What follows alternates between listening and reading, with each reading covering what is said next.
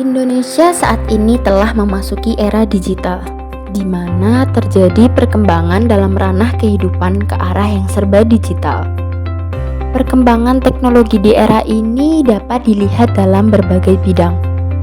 Misalnya pada bidang komunikasi, digitalisasi dapat dilihat melalui berbagai kegiatan yang banyak dilakukan masyarakat saat ini, seperti melakukan rapat melalui platform digital. Dalam bidang ekonomi dan finansial, munculnya beberapa e-commerce melatar belakangi diciptakannya berbagai terobosan baru yang memudahkan proses transaksi digital. Pada era digital ini, internet menjadi salah satu kebutuhan pokok yang tidak dapat terlepas dari kehidupan kita. Berdasarkan survei yang dilakukan oleh Asosiasi Penyelenggara Jasa Internet Indonesia atau sering disebut dengan APJII, dalam laporannya, APJII mengungkapkan 9 alasan utama seseorang menggunakan internet.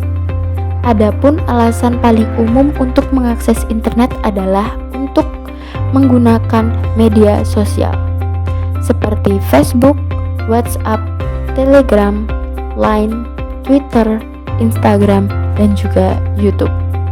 APJII mencatat ada sebanyak 98,02% yang memilih alasan ini ketika menggunakan internet. Berdasarkan data tersebut, dapat disimpulkan bahwa akses internet oleh masyarakat Indonesia begitu tinggi, di mana laman yang paling banyak diakses merupakan laman media sosial. Banyak hal yang tersaji dalam media sosial, di antaranya konten-konten hiburan, edukasi, informasi, infografis, dan masih banyak yang lainnya. Masyarakat semakin mudah dalam mengakses banyak informasi dari media sosial. Dari kemudahan yang ditawarkan tersebut, masyarakat mulai menyukai hal yang bersifat praktis. Berbagai proses yang sifatnya lambat perlahan ditinggalkan oleh masyarakat. Perubahan tren kian semakin marak akibat dari informasi yang diterima dengan cepat. Hal tersebut turut mempengaruhi perubahan dalam ranah sosial budaya di Indonesia. Berbagai macam informasi yang menjadi objek konsumsi harian masyarakat kemudian diolah menjadi pola pikir yang melekat dalam diri setiap individu. Pola pikir tersebut akhirnya berkembang menjadi budaya baru di kalangan masyarakat. Budaya pada dasarnya merupakan identitas bangsa yang sifatnya alamiah dan mengakar sejak dahulu. Budaya tidak selalu berwujud adat istiadat, bahasa, atau kesenian. Di kalangan masyarakat juga berkembang budaya berwujud nilai. Contohnya seperti budaya gotong royong, sikap rela berkorban, sikap toleransi, dan lain sebagainya. Sayangnya, seiring dengan perkembangan zaman, keberadaan budaya-budaya tersebut mulai tergantikan. Budaya-budaya tersebut justru bergeser pada budaya baru.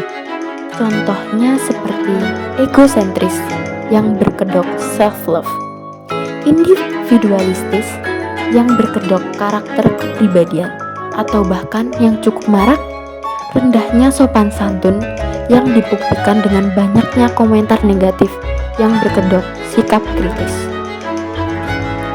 Masyarakat menjadikan wujud kecintaannya terhadap produk asing sebagai alasan untuk bersikap kritis. Berbagai macam komentar negatif bermunculan di media sosial sebagai bentuk hardikan terhadap produk dalam negeri. Apakah kritik-kritik semacam itu bersifat membangun? Penilaian masyarakat terhadap produk lokal sebenarnya merupakan salah satu bentuk sikap kritis. Namun, tanpa disadari, cara masyarakat mengevaluasi kelayakan produk lokal di laman media sosial tersebut membuktikan rendahnya kepedulian masyarakat terhadap nilai budaya yang ada. Kebebasan berpendapat sebaliknya dijadikan alasan untuk mengabaikan nilai kesopanan. Selain itu, minimnya solusi yang ditawarkan dari sikap kritis tersebut turut mengindikasikan bahwa kecintaan masyarakat terhadap produk dalam negeri cukup rendah. Masyarakat saat ini juga menyalahartikan makna dari berpikiran terbuka. proses filterisasi diabaikan demi untuk memperoleh informasi yang sebanyak-banyaknya.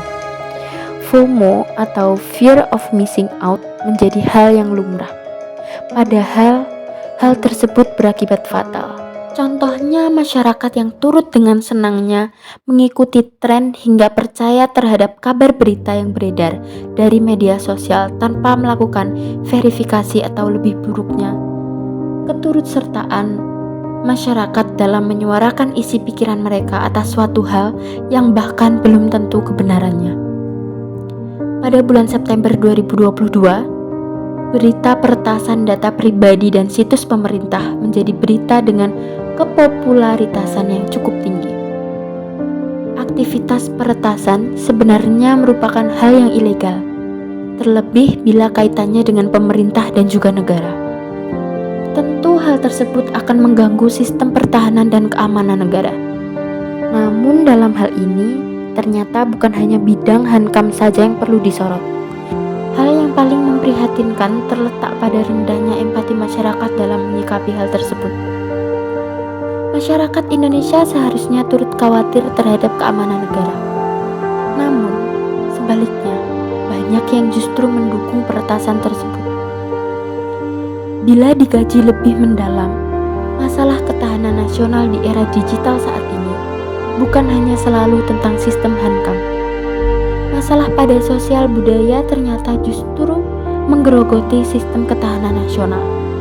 Walau secara kasat mata, masalah pada bidang sosial budaya justru menimbulkan hasil yang permanen, berupa kesalahan pola pikir. Rusaknya pola pikir masyarakat tersebut bila berlangsung lebih lama akan melemahkan fondasi dari sistem ketahanan nasional. Untuk itu, sangat penting bagi kita, bangsa Indonesia, demi menguatkan fondasi pertahanan dan keamanan, cermat dalam menanggapi hal yang menyimpang dari jati diri dan nilai-nilai budaya bangsa.